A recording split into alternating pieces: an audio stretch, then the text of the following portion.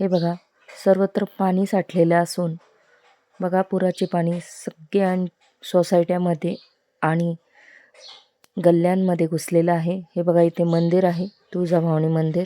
तुम्ही बघू शकता सर्वत्र पाणीच पाणी आहे. स्मशानभूमी सर्वत्र पाण्याखाली गेलेले आहे. इथे पण तुम्ही बघू शकता. हा आमच्या गावाला जोडणारा पूल आहे.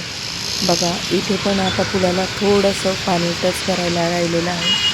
बघा कुठेही अजिबात जागा सोडलेली नाही आहे. बघा तुम्ही. आणि नदीच्या जवळची घरे तसेच बिल्डिंगा एकदम सुरक्षित नाही आहे. हे बघा तुम्ही. बघा आता पुलाला थोडंसं पाणी टच करायचं राहिलेलं आहे. जर सतत हा पाऊस चालू राहिला तर किती नुकसान होईल तुम्ही बघू शकता. हे बघा आता पालखीची वेळ आलेली आहे तरी एवढे पाणी. पाऊस काही थांबायला तयार नाही. बघा तुम्ही बघू शकता. सलग 5 दिवस 5-6 दिवस पाऊस चालू आहे. संततधार चालूच आहे नॉनस्टॉप. तुम्ही बघू शकता. आता खूप भीतीदायक वातावरण झालेलं आहे. मुलांना पण शाळेला सुट्टी दिलेली आहे. तुम्ही बघू शकता. हे बघा. बघा हे अवस्था तुम्हीच बघा. आता खूप बेकार परिस्थिती आहे.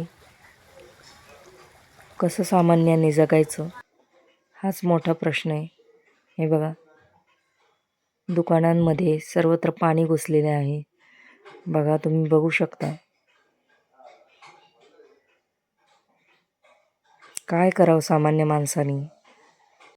या पावसामुळे अनेक कुटुंबांची घरीही पाण्याखाली गेल्यामुळे अनेकांची सोय जवळच्या शाळेमध्ये किंवा मंदिरामध्ये करण्यात आलेली आहे. बघा हे पाणी बघा तुम्ही. खूप बेकार अवस्था आहे. खूपच भयानक अवस्था आहे. 20 वर्षामध्ये हा पहिल्यांदा असा पाऊस झालेला आहे की सगळे पाणीच पाणी केलेलं आहे. आता घ्या. आता सगळे लागलेत मागणं गाड्या बघ. वाढायला लागले पाणी. पाणी वाढतंय.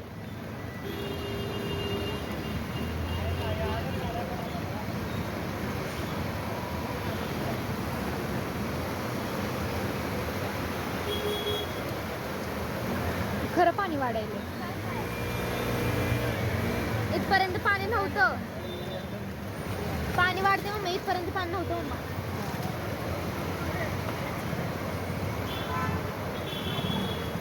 फास्ट घे. अरे थार. अरे घे फास्ट. थार असून काय फायदा राव.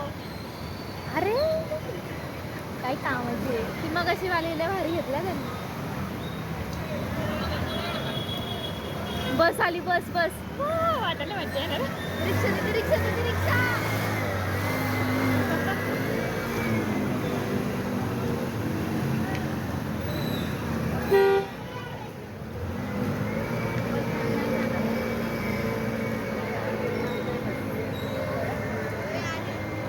आळंदीची बस इकडनं नव्हती.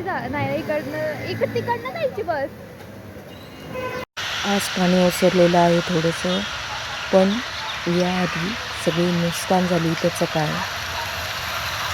निसर्ग एवढा कोपला आहे की सर्वसामान्यसुद्धा दिसत नाही आहे. कोणाची पुस्तकं वाहून गेली. कोणाचा संसार वाहून गेला. काय करावं सामान्य जनतेने. बघा विचार करा तुम्ही. खूप भयानक परिस्थिती आहे.